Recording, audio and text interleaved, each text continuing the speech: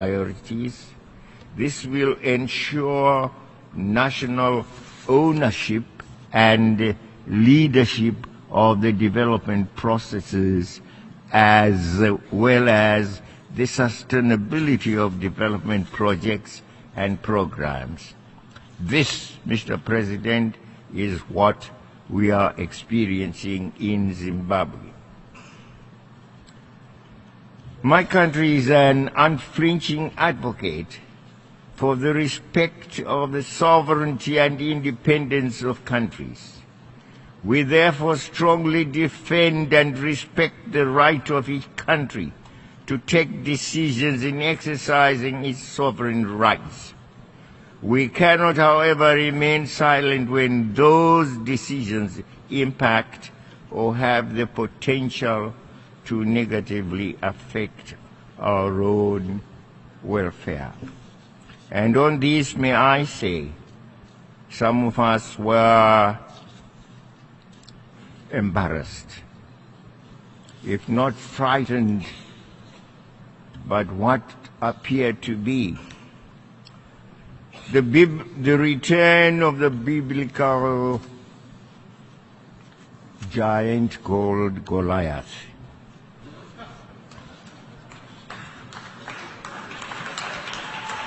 Are we having a return of Goliath to our midst, who threatens the extinction of other countries? And may I say to the United States President, Mr. Trump, please blow your trumpet.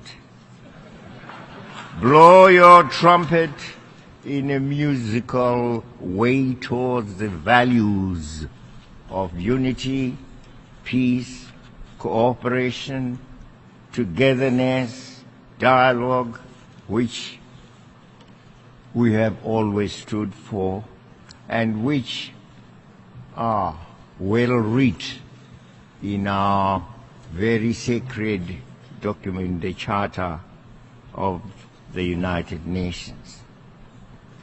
Upon those values,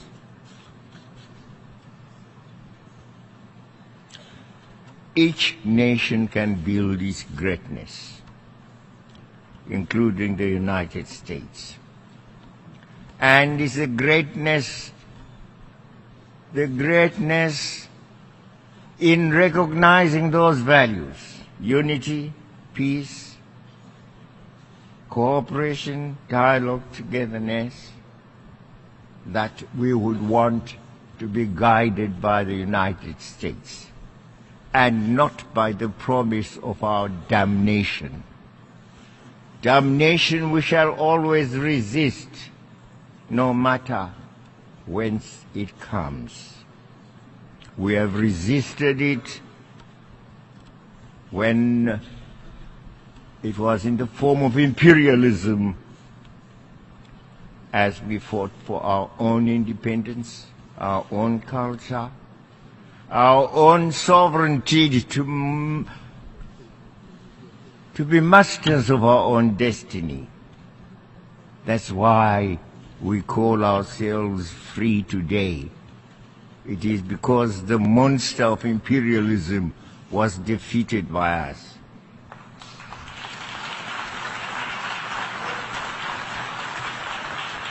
Bring us another monster, by whatever name, he will suffer the same consequences. Mr. Chairman, climate change is a present reality, and so are its effects and impacts.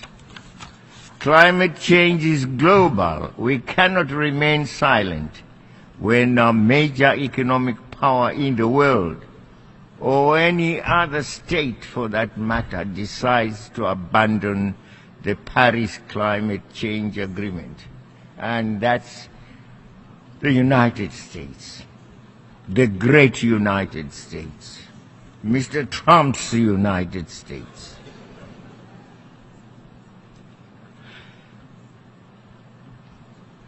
Let us work together. Climate change is a reality.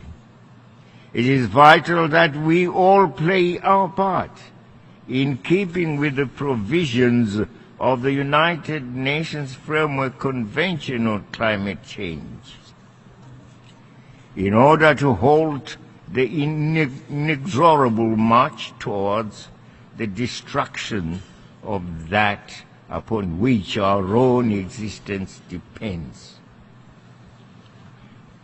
I want, on behalf of my country, to express our condolences.